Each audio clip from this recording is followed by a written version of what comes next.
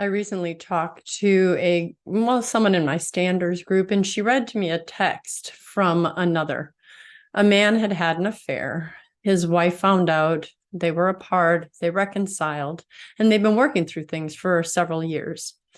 Recently, the wife said to the husband that she wanted to say something to him, but she felt bad because it seemed so trivial, and she didn't want to bring up something that she had already forgiven. She didn't want to hurt him. When her husband found this out, he said, I want you to tell me anything that you need to tell me. I don't want you to carry around any hurt that I may have caused. It really touched my heart because in this, that man was so extremely humble. So was the woman. And it reminded me of when I interviewed my super couples. For those of you that aren't aware, the book that I wrote, The Super Couple, A Formula for Extreme Happiness in Marriage, I interviewed extremely happily married couples, those couples that were so cute. They seemed to have something extra that I wanted to find out, was super accidental or was there a formula? Of course, because my marriage was troubled at the time, I thought it had to be accidental. They just married their soulmate, got lucky, sucks to be you, everybody else. You didn't do it right. You only married your 1 in 100 and you're going to have to be tortured for the rest of your life. But when I started interviewing these couples, I realized there was a formula. And my whole book is based on the formula that I saw, the sacred formula, SACRED. In that formula, as I listened to these couples, there were so many things that they also said that convicted me. And I remember one of them, I was interviewing Brooke and Chuck, and Brooke, I said something about, hurting your spouse. And she actually pulled back like that. And she said, the thought of ever hurting Chuck would just devastate me. Why would I want to hurt him?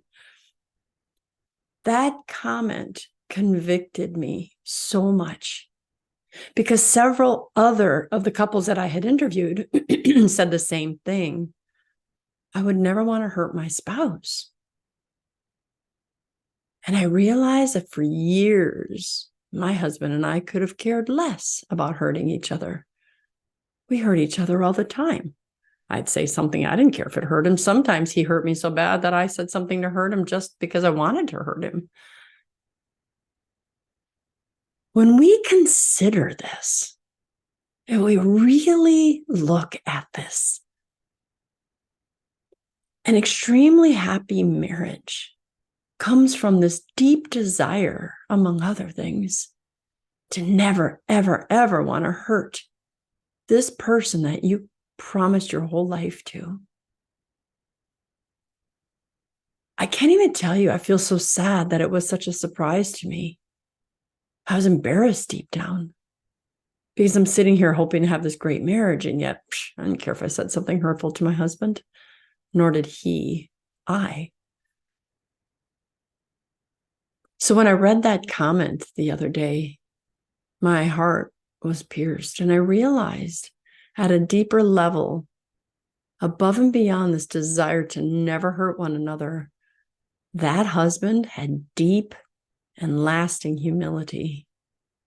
He had made a mistake, and instead of blaming his wife or getting defensive, he said, I don't ever want to hurt you. So even if he had to take the pain of hearing from her something that recently triggered her, he was willing to say, whatever I can do to take your hurt away. What a chivalrous act. That is a husband. That is a true spiritual head. That is a desire to love like Jesus loves. Husbands, love your wife as yourself. Love her as you love your own body. How do you love your own body? You bathe it, you feed it, you care for it, you're gentle with it.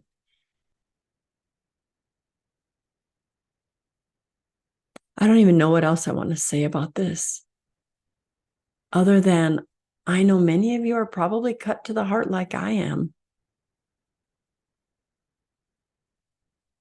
Do you seek to hurt your spouse? That's the worst. Or at best, do you not even think about it? And if you end up hurting him or her, who cares? That spouse that God gave you is a precious jewel. And I want you to think about it. You have a wounded animal, like a little chipmunk or a squirrel. And if you held that wounded animal and you poked it, what would it do? It would bite you.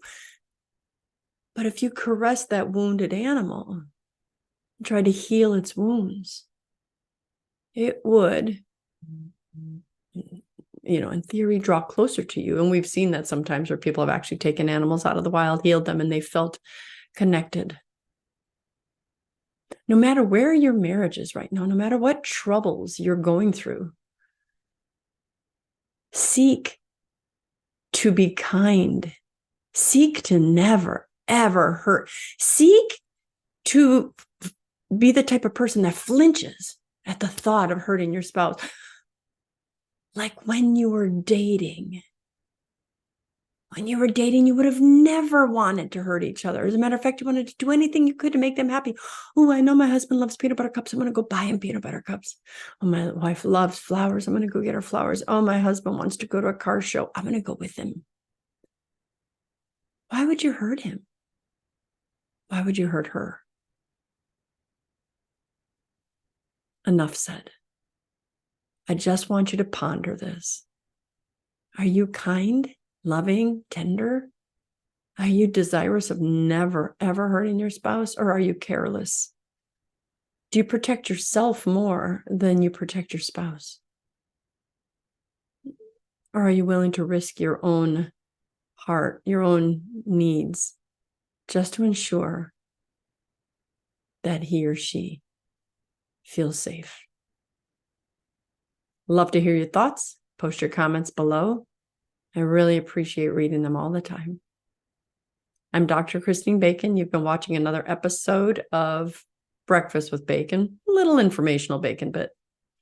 And as always, I'd like to remind you to live your life sunny side up.